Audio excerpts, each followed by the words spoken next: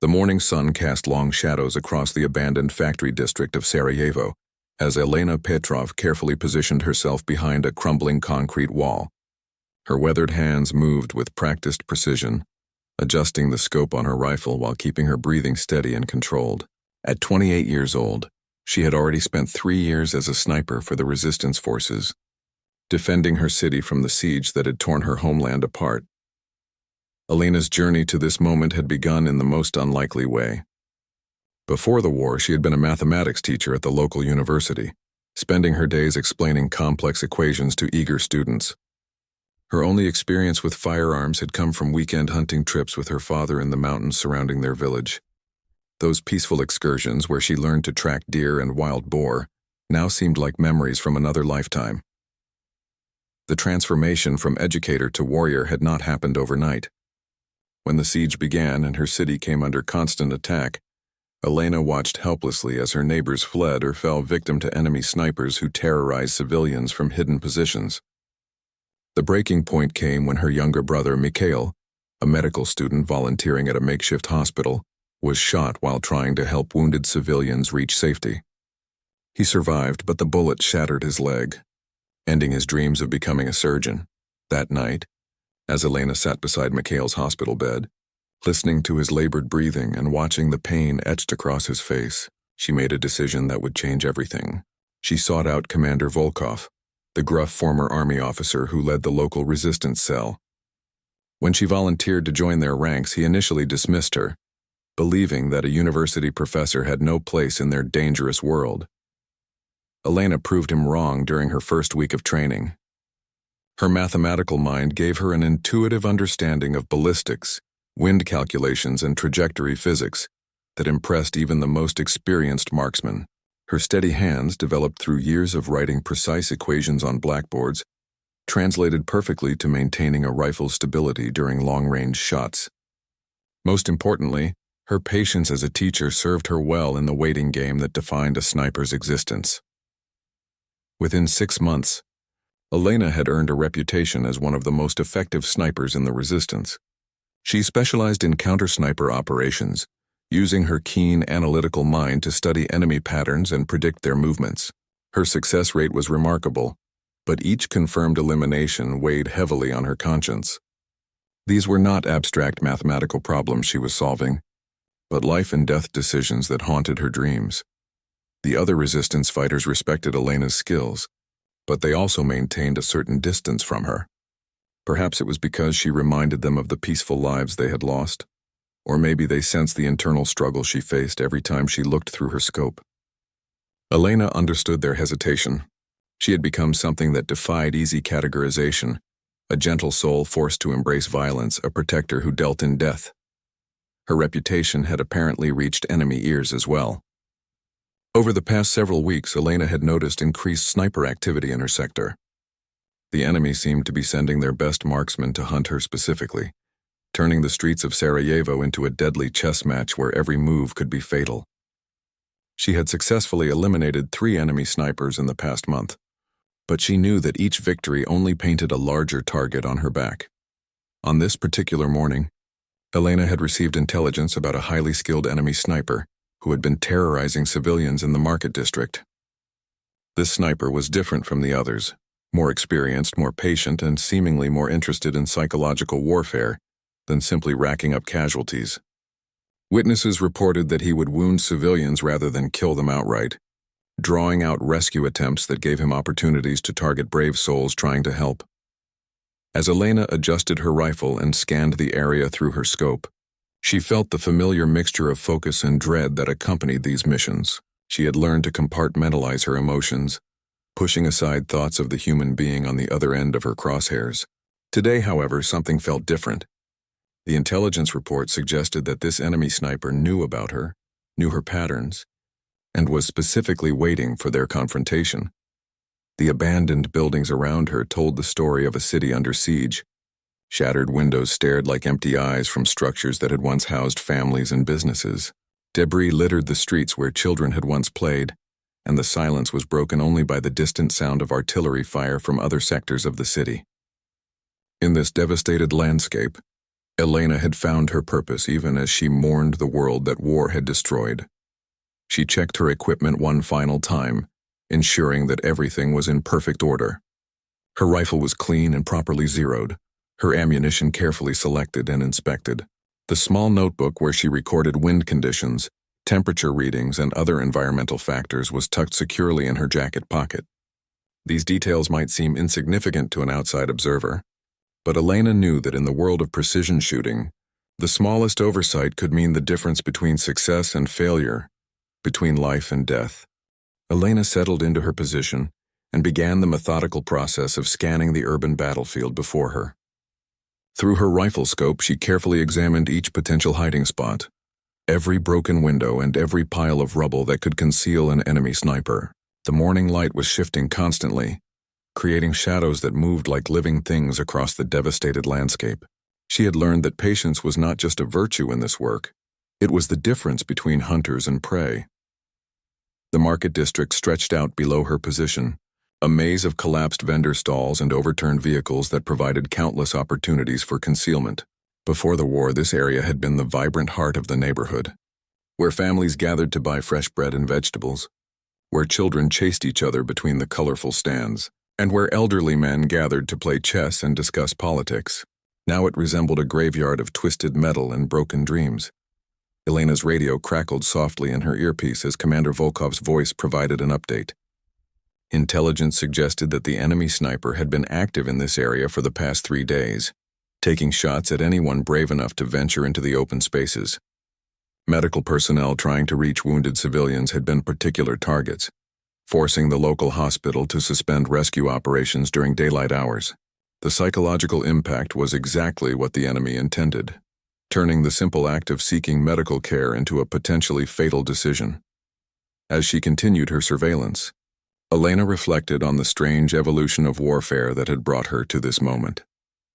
Traditional battles with clear front lines and uniformed armies had given way to urban warfare, where every window could hide a threat and every shadow might conceal an enemy.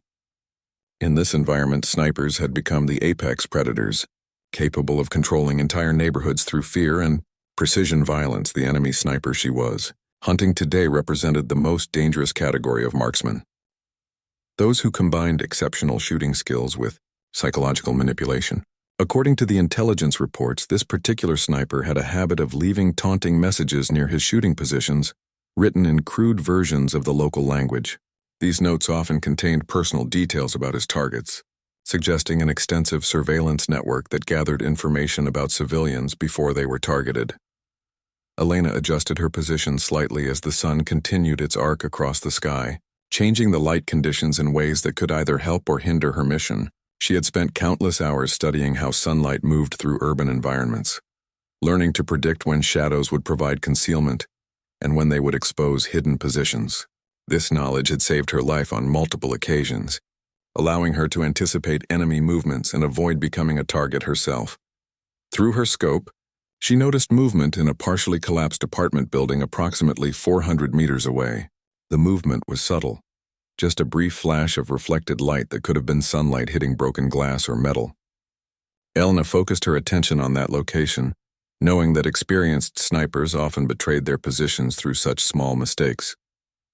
She began timing the intervals between any visible activity, looking for patterns that might reveal human presence rather than random environmental factors. The waiting game that followed was both mentally and physically demanding.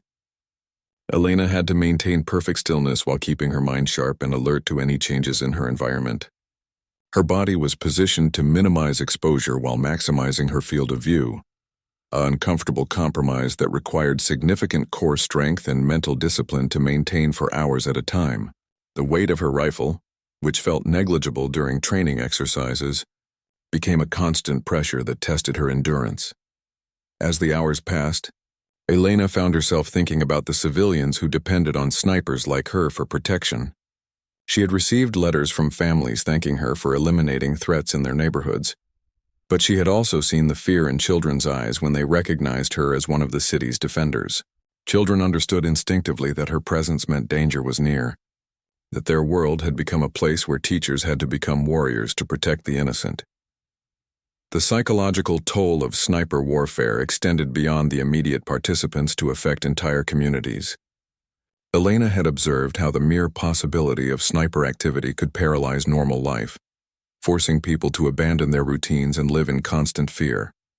Markets that had operated for generations would close indefinitely after a single sniper incident. Schools would relocate to basement shelters, robbing children of normal educational experiences. The ripple effects of fear often proved more destructive than the actual bullets fired. Around noon, Elena's patience was rewarded when she detected definite movement in the building she had been watching. Through her scope, she could make out what appeared to be a rifle barrel, briefly protruding from a window on the third floor. The position offered an excellent view of the market area and multiple escape routes. Exactly the type of location that an experienced sniper would choose for a long-term operation. Elena began calculating the various factors that would affect her shot. The distance was approximately 420 meters, within her effective range but requiring careful consideration of wind conditions and bullet drop. The morning breeze was inconsistent, shifting between light and moderate intensity in ways that could push her bullet off target. Temperature and humidity would also affect the bullet's trajectory, requiring adjustments based on the environmental data she had been collecting throughout the morning. More importantly, she needed to consider the tactical situation beyond just the mechanics of making the shot. The enemy sniper's position suggested that he was planning a sustained operation rather than a quick strike. This meant that timing would be crucial. She would need to take her shot when the enemy was most vulnerable and least likely to escape. Elena settled in for what might be several more hours of waiting, knowing that patience would ultimately determine the outcome of this deadly game of hide-and-seek. Elena's concentration was broken by an unexpected sound echoing across the empty streets. Laughter. Deep, mocking laughter that seemed to bounce off the concrete walls and shattered windows of the surrounding buildings. The sound was so out of place in the tense silence of the sniper duel that it took her a moment to process what she was hearing. Then a voice called out, speaking in accented but clear local language, loud enough to carry across the distance between their positions. "So, the famous mathematics teacher thinks she can solve the equation of my death?" The voice taunted, clearly directed at her. "I have been studying you, Elena Petrov. Yes, I know your name, your story, your little brother who walks with a limp now because of us. You think your classroom calculations make you a warrior?" Elena's blood ran cold as she realized that her enemy not only knew her identity, but had been conducting surveillance on her personal life. The mention of her brother Mikhail sent a surge of anger through her system, but she forced herself to remain calm and focused. This was exactly what the enemy sniper wanted, to provoke her into making an emotional mistake that would give away her position or cause her to take a hasty shot. The voice continued, and Elena could hear the confidence and cruelty in every word. "You have killed 3 of my comrades, teacher. But they were young, inexperienced boys playing at being soldiers. I am Viktor Kozlov, and I have been hunting humans since before you knew what a rifle was. I fought in Afghanistan and Chechnya, and now I am here to collect your pretty head as a trophy." Elena realized that she was facing a completely different class of opponent than she had encountered before. This was not some hastily trained local militia member or even a regular army sniper. Viktor Kozlov was a professional killer with decades of experience in some of the most brutal conflicts of recent history. His psychological warfare was clearly as refined as his marksmanship, designed to unnerve opponents and force them into tactical errors. Through her scope, Elena caught a glimpse of movement in the window where she had detected the rifle barrel earlier. For just a moment she could see part of a face, weathered, scarred, with cold eyes that spoke of countless kills. Viktor was deliberately exposing himself, confident enough in his skills and position to play psychological games with his target. This level of arrogance suggested either supreme confidence or a carefully laid trap. "I have been watching you for weeks. Little teacher," Viktor continued, his voice carrying easily across the urban wasteland. "I know you drink tea instead of coffee in the morning. I know you visit your crippled brother every Thursday at the hospital. I know you cry yourself to sleep because you never wanted to be a killer. But most importantly, I know you are not good enough to challenge me." Elena forced herself to ignore the personal attacks and focus on gathering tactical intelligence from Viktor's taunts. The fact that he knew so many details about her routine suggested an extensive surveillance operation. This meant that other enemy agents were likely operating in the area, possibly in positions to support Victor or to gather intelligence for future operations. The psychological warfare was disturbing, but it also revealed valuable information about enemy capabilities and methods. The afternoon sun was creating complex lighting conditions that favored neither sniper significantly. Shadows were shifting constantly as clouds moved across the sky, creating brief moments of optimal visibility followed by periods of glare and confusion. Elena realized that Victor was probably waiting for specific lighting conditions that would give him an advantage, which meant she needed to be prepared to take her shot whenever an opportunity presented itself. "You know what makes this interesting, Elena?" Victor's voice called out again. "I could have killed you already. I have had clear shots at you 3 times today, but where is the sport in that? I want you to try to hit me first. I want you to experience the despair of failure before I end your pathetic career as a pretend soldier." Elena understood that Victor was employing a sophisticated form of psychological manipulation designed to achieve multiple objectives. By claiming he could have killed her already, he was attempting to undermine her confidence in her position and concealment. By challenging her to shoot first, he was trying to force her into taking a difficult shot under pressure, while he remained in a position of his choosing.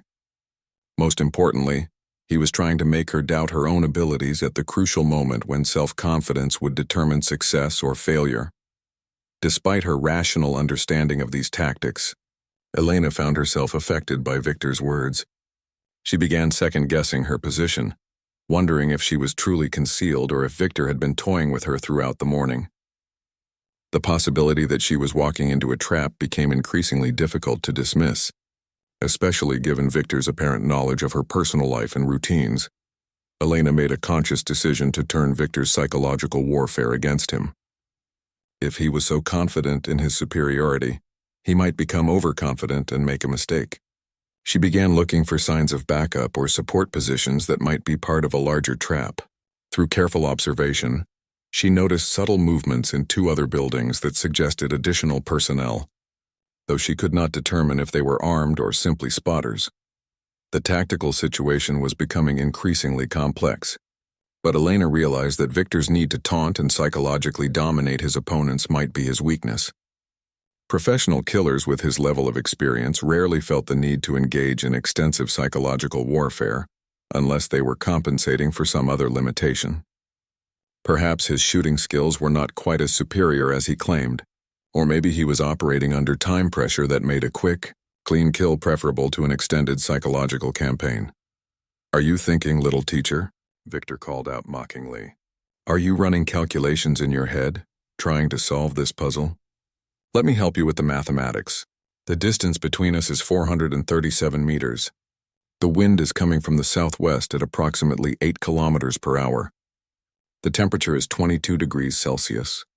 Now, with all that information, can your professor brain figure out how to kill me?" Elena was surprised by the accuracy of Victor's range estimation and environmental assessment. This confirmed that he was indeed a highly skilled marksman, with the technical knowledge to make extremely precise shots. However, his willingness to provide this information also suggested a level of arrogance that might work in her favor. If Victor truly believed he was invulnerable, he might give her the opening she needed to prove him wrong. Elena made a calculated decision that went against every tactical principle she had learned during her training. Instead of maintaining silent concealment, she decided to engage Victor in conversation. If he wanted to play psychological games, she would use her background as an educator to turn the tables on him. Sometimes the best way to defeat a bully was to refuse to be intimidated by their threats. "Victor Kozlov," she called out, her voice steady and clear despite the adrenaline coursing through her system. "You talk about Afghanistan and Chechnya, but I notice you are hiding behind concrete walls instead of taking clean shots. Perhaps your reputation is bigger than your actual skills? Perhaps you need to talk so much because your rifle cannot speak loudly enough." The silence that followed Elena's words stretched for several minutes, and she could sense that her response had surprised Victor.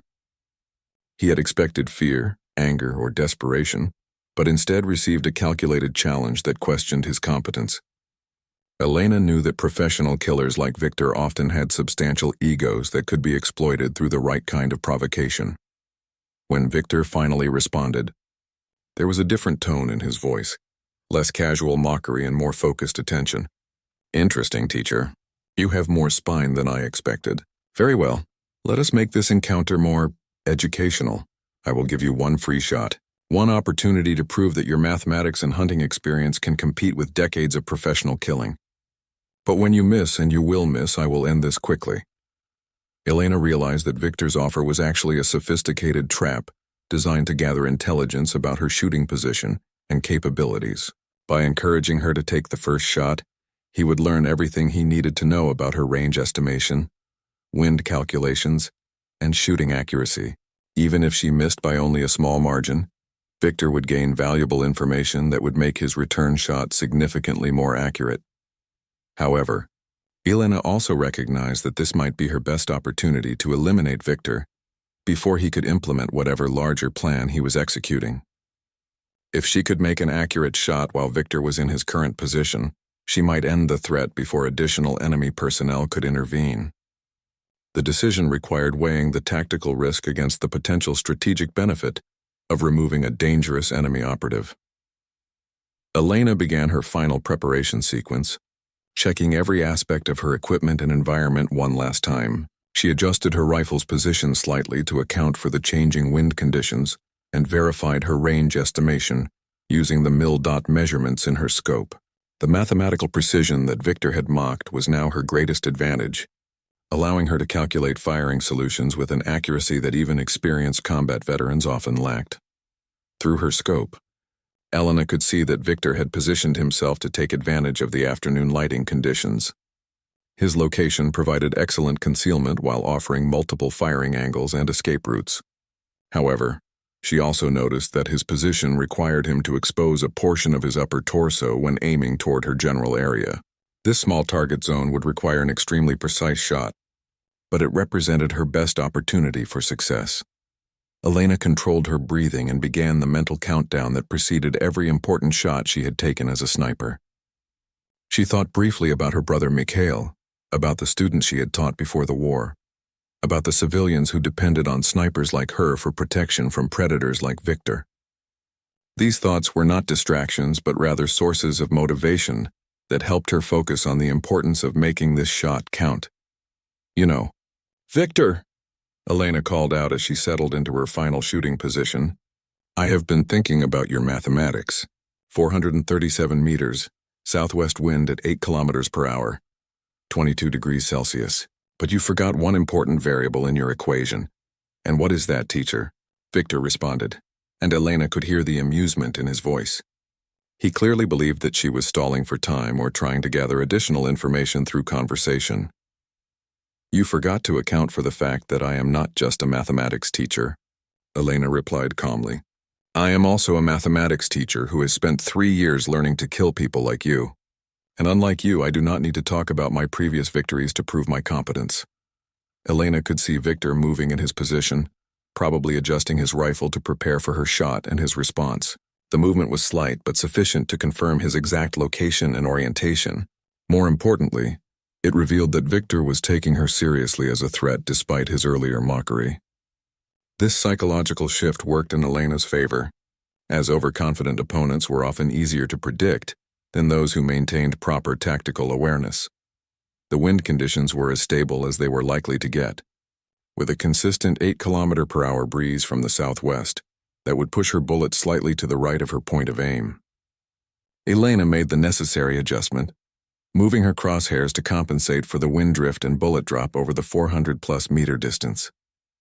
The mathematical precision that had made her an effective teacher now served as the foundation for potentially deadly accuracy. Well, teacher, Victor taunted. Are you going to solve this equation or continue hiding behind your textbooks? I am growing bored with this academic exercise. Take your shot so we can move on to more serious business. Elena realized that Victor was trying to pressure her into taking a hasty shot by creating artificial time constraints. This was another classic psychological manipulation technique designed to force errors through the introduction of stress and urgency. She refused to be rushed, knowing that patience and precision were her greatest advantages in this confrontation. Instead of responding to Victor's taunts, Elena focused entirely on her shooting fundamentals. She controlled her breathing, relaxed her muscles, and began applying steady pressure to her rifle's trigger. The world around her seemed to fade away as her entire existence narrowed to the small circle of her rifle scope and the precise placement of her crosshairs on the target. This was the moment when all of her training, experience, and natural ability would be tested against one of the most dangerous opponents she had ever faced. Elena's finger began the smooth, steady pressure on the trigger that every sniper learns to perfect through thousands of practice rounds. The trigger break would come as a surprise even to her, ensuring that she would not flinch or jerk the rifle at the crucial moment of firing. Her breathing had settled into the natural respiratory pause that occurs between inhaling and exhaling, the moment when the human body is most stable and still. Through her scope, Elena could see Victor's position with crystal clarity. He had become slightly more visible as he prepared to observe her shot and calculate his response. The afternoon lighting was creating a perfect contrast that outlined his silhouette against the darker interior of the building behind him. Elena's crosshairs were positioned precisely where she had calculated they needed to be, accounting for wind drift, bullet drop, and the slight upward angle of her shot. The rifle fired with a sharp crack that echoed off the surrounding buildings, and Elena immediately began cycling the bolt to chamber another round while keeping her scope focused on Victor's position. The bullet's flight time over 400 meters gave her almost half a second to observe the target area and assess the effectiveness of her shot. In that brief moment, she saw Victor's body jerk backward and disappear from the window. For several seconds, there was complete silence from Victor's position. Elena maintained her aim on the window, while scanning adjacent areas for movement that might indicate backup personnel or an attempt by Victor to change positions. The lack of immediate response could mean that her shot had been successful, but experienced snipers were known to fake injuries or deaths to lure their opponents into making tactical mistakes. Then Victor's voice rang out again, but this time there was pain and anger replacing the earlier mockery. "Impressive, teacher. You managed to graze my shoulder, but a graze is not a kill, and now you have taught me everything I need to know about your capabilities. Your bullet struck approximately 3 centimeters to the right of where you were aiming, which tells me exactly how to compensate for your shooting tendencies." Elena felt a mixture of satisfaction and concern. Her shot had been accurate enough to wound Victor, proving that she could compete with his level of marksmanship, but it had not been precise enough to eliminate the threat he represented. Worse, Victor was correct that her near miss had provided him with valuable information about her shooting characteristics that he could use to make his return shot more accurate. "You know what the difference is between us, Elena?" Victor called out, and she could hear him moving around in his position, probably applying field dressings to his wound while preparing for his own shot. "You hesitate because you still remember being a teacher, being a normal person. You still feel guilt about taking lives, but I have no such limitations. I kill without hesitation, without regret, without the burden of conscience that makes you weak." Elena realized that Victor was not just trying to intimidate her, but was also working through his own psychological response to being wounded.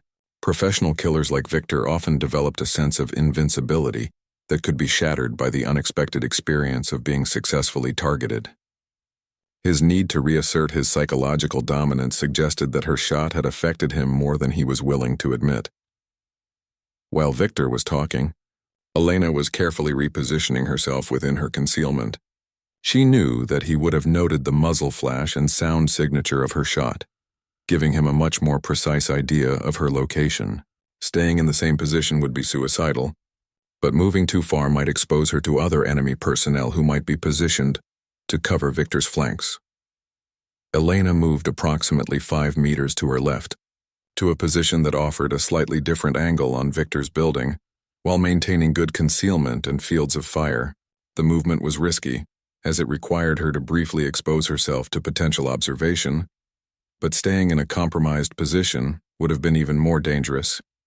She settled into her new position and began the process of reacquiring Victor's location through her scope. "I must admit, teacher, you are more entertaining than I expected," Victor continued, and Elena could hear the strain in his voice despite his attempts to sound casual. "But now comes the real test. You have fired your shot and revealed your position. I know where you are. I know how you shoot, and I know that you do not have the killer instinct necessary to finish what you started. This is where your education ends and your funeral begins. Elena ignored Victor's psychological warfare and focused on the tactical situation. Through her scope, she could see that Victor had moved to a different window in the same building, one that offered him a better angle on her previous position. He was clearly an experienced urban warfare specialist who understood how to use buildings and terrain to his advantage. However, his movement had also exposed him to observation from her new position. More importantly, Elena noticed that Victor's wound was affecting his stability and positioning. Despite his attempts to project strength and confidence, she could see that he was favoring his injured shoulder in ways that might compromise his shooting accuracy. This was the kind of tactical advantage that could make the difference in a sniper duel where the margin for error was measured in centimeters. Elena began calculating the parameters for a second shot, while keeping her scope trained on Victor's new position. The range had decreased slightly due to his movement, but the angle was more challenging. Wind conditions remained consistent, but the lighting had changed as the afternoon progressed, creating different shadows and contrast levels that would affect target identification and range estimation. "Are you ready for your final lesson, Elena Petrov?" Victor called out, and through her scope, Elena could see him settling into a shooting position. "This is the lesson about what happens when amateurs try to play professional games. This is the lesson that will be written in blood and carved on your gravestone." Elena realized that Victor was preparing to take his shot, and she would have only seconds to act before he fired. The psychological warfare had ended, and the deadly technical aspects of their confrontation were about to determine which of them would survive this encounter. Elena steadied her breathing and began applying pressure to her trigger, knowing that this second exchange of gunfire would likely decide the outcome of their duel. Elena watched through her scope as Victor settled into his final shooting position, and she could see the moment when he acquired her location through his own optics. There was a subtle change in his body language, a slight tensing that indicated he had found his target and was beginning his final shooting sequence. Elena realized that she had perhaps 2 seconds before Victor fired, and in that brief window, she had to make the most important shot of her life. Rather than rushing her shot, Elena relied on the countless hours of training that had taught her to perform under extreme pressure. She controlled her breathing, maintained perfect trigger discipline, and trusted in the mathematical calculations that had guided her throughout her career as a sniper. Her crosshairs settled on the center of Victor's visible mass, and she began the smooth trigger pull that would send her bullet across the distance between them. Elena's rifle fired a fraction of a second before Victor's, and she saw her bullet strike him in the upper chest just as his muzzle flash erupted from his position. She immediately rolled to her left as Victor's bullet struck the concrete where she had been positioned, sending fragments of masonry flying through the air. The near-simultaneous exchange of gunfire created a moment of chaos where neither sniper could immediately assess the damage they had inflicted. Elena quickly repositioned herself and brought her scope back to Victor's window, expecting to see either his death or his continued resistance. What she found was more disturbing than either outcome. Victor was still alive but severely wounded, and he was laughing. Despite the obvious pain and the spreading bloodstain on his uniform, Victor was producing the same mocking laughter that had begun their deadly conversation hours earlier. "Excellent shot, teacher," Victor called out, his voice now weak but still carrying across the distance between them. "You have graduated from my course with honors. That bullet found its mark, and I can feel my life leaking out with each heartbeat. But before I die, I want you to know that this has all been a test, and you have passed with flying colors." Elena kept her rifle trained on Victor's position while trying to process his words. The idea that their deadly confrontation had been some kind of test made no sense tactically or strategically. Enemy snipers did not typically sacrifice themselves to evaluate opposing marksmen, especially not veterans with Victor's apparent experience and skill level. "You want to know the truth, Elena Petrov?"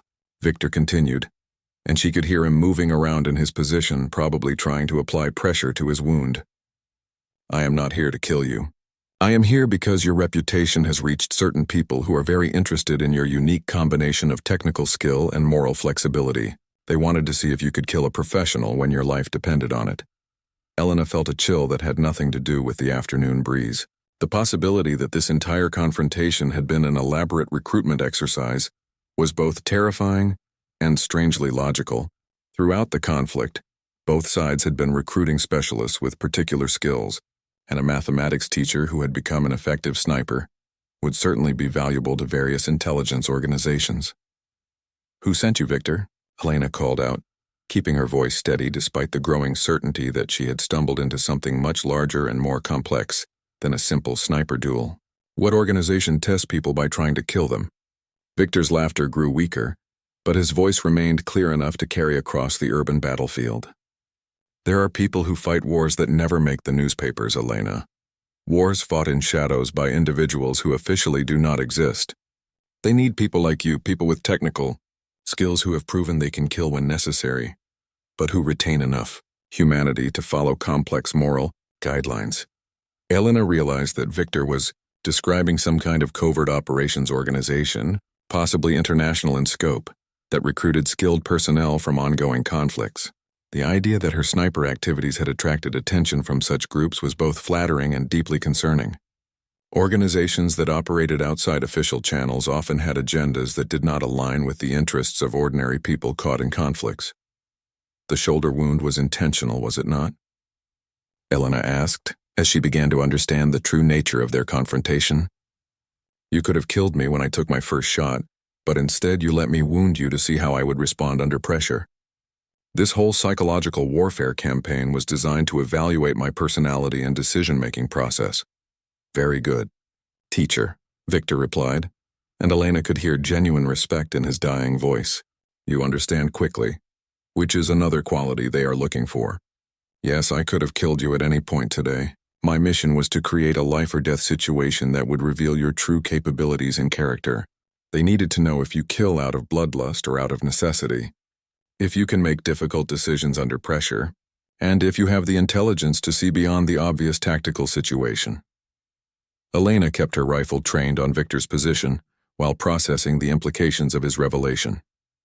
If this had indeed been a recruitment test, then her successful completion might result in contact from whatever organization had orchestrated it. The question was whether such contact would represent an opportunity or a threat to her safety and that of her family. "What happens now, Victor?" Elena asked. "Do your employers contact me directly, or do I have to wait for another elaborate test that might actually kill me?" Victor's voice was growing noticeably weaker, suggesting that Elena's shot had inflicted fatal damage despite his attempts to maintain the conversation. "Someone will contact you within a week, Elena. They will offer you opportunities that go far beyond this local conflict. But remember this, if you choose to walk away from their offer, they will respect that decision. The test was not just about your shooting skills. It was about determining if you are the kind of person who can be trusted with choices that affect lives beyond your own." Elena watched through her scope as Victor's movements became increasingly labored. Despite his weakening condition, he seemed determined to complete his mission briefing. "There is something else you should know, teacher. The intelligence about your brother's shooting, that was not random enemy action. That was arranged to motivate your recruitment into the resistance forces. Someone has been watching you and shaping your path for much longer than you realize." The revelation about her brother Mikhail hit Elena like a physical blow. The idea that his injury had been orchestrated as part of some larger recruitment scheme transformed her understanding of everything that had brought her to this moment. The anger that began building in her chest was unlike anything she had felt since the beginning of the conflict. "My brother's injury was intentional?" Elena demanded, her voice losing the calm control she had maintained throughout the confrontation. "You people destroyed his dreams of becoming a surgeon to manipulate me into becoming a killer?" Victor's response came slowly, each word clearly requiring significant effort. "Not my people, Elena. I am just a contractor hired to evaluate candidates they have already identified and prepared. The organization that arranged your brother's shooting is the same one that will offer you employment. They create the circumstances that reveal exceptional individuals, then recruit those individuals to serve their larger purposes." Elena felt a mixture of rage and helplessness as she processed Victor's words. The possibility that her entire journey from mathematics teacher to sniper had been orchestrated by unknown puppet masters challenged her sense of personal agency and moral responsibility. If her brother's injury had been intentional, then every kill she had made in revenge might have been serving the agenda of the very people who had caused her pain. "Why are you telling me this, Victor?" Elena asked. "If this organization is so secretive and powerful, why would they want me to know about their manipulation?" Because the final test is not whether you can kill me, Elena, Victor replied, his voice now barely audible across the distance between them. The final test is what you choose to do with this knowledge. Do you seek revenge against the people who manipulated you? Do you accept their offer and try to reform their methods from within? Or do you walk away and try to build a normal life despite everything you now know? Your choice will determine whether you pass or fail their evaluation. Elena realized that Victor was presenting her with a moral puzzle that had no clearly correct answer. Each potential response carried significant risks and uncertain outcomes. Seeking revenge against a powerful covert organization would likely result in her death and possibly endanger her family. Joining them might give her influence but would also make her complicit in their methods. Walking away might protect her immediate safety, but would leave the organization free to manipulate other people in the same way they had manipulated her. Through her scope, Elena could see that Victor had stopped moving and his voice had fallen silent. Whether he had died from his wounds or simply lost consciousness, their conversation had apparently ended. She was left alone with the weight of his revelations and the knowledge that her actions over the next few days would determine the direction of her entire future. Elena remained in position for another hour, watching Victor's location and scanning for any signs of additional enemy personnel who might be part of the larger operation. The afternoon was giving way to evening, and the changing light conditions made observation increasingly difficult. Eventually, she made the tactical decision to withdraw from her position and return to her base, knowing that she would need time to process Victor's revelations and prepare for whatever contact might follow. As Elena packed her equipment and prepared to leave, she found herself thinking about the mathematics that had brought her to this moment. Victor had been correct that every aspect of their confrontation could be reduced to calculations: trajectory, wind drift, bullet drop, timing, and probability. But the moral equations he had presented her with were far more complex than any ballistics problem she had ever solved. Some calculations, Elena realized, could not be solved with mathematics alone. 5 days after her confrontation with Victor, Elena sat in the small apartment she shared with her brother Mikhail, staring at an unmarked envelope that had been slipped under their door during the night. The envelope contained no return address, no postmark, and no indication of its origin beyond the expensive paper stock and precise printing of her name on the front. Elena had been expecting this contact since Victor's death, but holding the actual communication made the reality of her situation undeniably concrete. Mikhail was at his part-time job at the hospital, working in administrative roles that accommodated his injured leg, so Elena was alone as she carefully opened the envelope. Inside was a single sheet of paper with a brief message written in the same precise printing as her name on the envelope. The message was simple and direct. If you are interested in learning more about opportunities that match your unique qualifications, be at the old university library tomorrow at 2 o'clock in the afternoon. Come alone and unarmed. Elena spent the remainder of the day weighing her options and considering the implications of each possible choice. She could ignore the message and hope that the mysterious organization would respect Victor's assurance that walking away was an acceptable option. She could attend the meeting and listen to their offer without committing to anything. Or she could use her knowledge of the meeting to set up an ambush and attempt to strike back at the people who had manipulated her family. Each option carried significant risks that Elena analyzed with the same mathematical precision she applied to ballistics calculations. Ignoring the message might result in escalated pressure or threats against her family. Attending the meeting could be a trap designed to eliminate her, now that their evaluation was complete. Attempting an ambush would certainly provoke retaliation against innocent people in her community. Elena also found herself struggling with more fundamental questions about morality and personal responsibility. If Victor had been telling the truth about her brother's injury being orchestrated, then her entire career as a sniper had been built on a foundation of manipulation and deception. Every enemy she had killed, every mission she had completed, every act of violence she had committed might have been serving the agenda of the very people who had caused her initial pain. That evening, when Mikhail returned from work, Elena made the difficult decision to tell him about Victor's revelations regarding his injury. She watched as her brother processed the information that his dreams of becoming a surgeon had been deliberately destroyed to manipulate his sister into becoming a killer. The pain and anger in Mikhail's eyes as he understood the truth was almost more than Elena could bear. So my leg was broken, my career was ended, my life was changed forever, all so that you would become angry enough to pick up a rifle, Mikhail said quietly, his voice containing a bitterness that Elena had never heard before.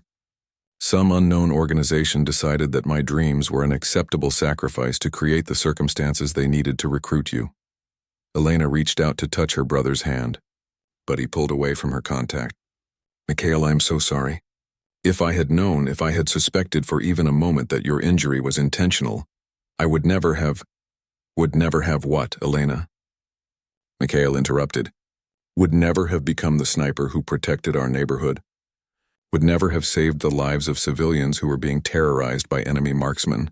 Would never have developed the skills that apparently make you valuable to some shadow organization. The mathematics of this situation are more complex than simple guilt and innocence. Elena realized that her brother was applying the same analytical approach to their situation that she used for tactical problems. Despite his anger about the manipulation they had both suffered, Mikhail was trying to understand the larger picture rather than simply reacting emotionally to the betrayal. What do you think I should do about the meeting tomorrow? Elena asked, showing Mikhail the message she had received. Victor suggested that I have a choice about whether to engage with these people, but I am not certain that walking away is actually a safe option for either of us. Mikhail read the message carefully, then looked at his sister with an expression that combined love, concern, and a new understanding of the dangerous world she had entered. Elena, you have become someone who makes life and death decisions under pressure. This is just another tactical problem that requires analysis and planning. The difference is that this time, the consequences will affect more than just military objectives. Elena spent most of the night thinking about Mikhail's words and planning her approach to the meeting. By dawn, she had reached a decision that surprised her with its clarity and certainty. She would attend the meeting, but not as a potential recruit. She would go as someone seeking answers and demanding accountability for the manipulation her family had suffered. The next afternoon, Elena arrived at the old university library 30 minutes early and conducted a thorough reconnaissance of the area.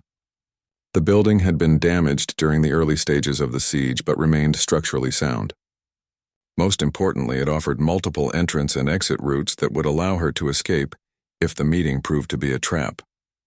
At exactly 2 o'clock, a woman in her 40s approached Elena near the reference desk where she had positioned herself.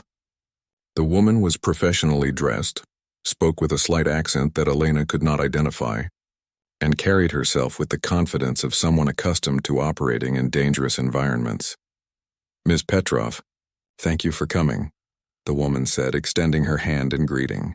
My name is Catherine Morrison, and I represent an organization that values your unique combination of technical skills and moral reasoning. Victor spoke very highly of your performance during his evaluation, and we would like to discuss opportunities that might interest you. Elena shook Catherine's hand but remained standing, keeping her options open for rapid movement if necessary. Before we discuss any opportunities, I want answers about my brother's injury and the manipulation my family has suffered. Victor suggested that your organization orchestrated events to recruit me, and I want to know if that is true. Catherine nodded as if she had been expecting this question. Yes, Elena, that is true. Your brother's injury was arranged to create the emotional motivation necessary for your recruitment into the resistance forces. We needed you to develop practical sniper skills in a real combat environment. And personal motivation is often the most effective driver of rapid skill development. Elena felt her anger rising, but she forced herself to remain calm and analytical. So you destroyed my brother's dreams and put him through months of pain and rehabilitation to manipulate me into becoming a killer. And now you want me to work for you? We want to offer you the opportunity to ensure that such methods are never used again, Catherine replied. The operation that brought you to our attention was designed by previous leadership that prioritized results over ethical considerations.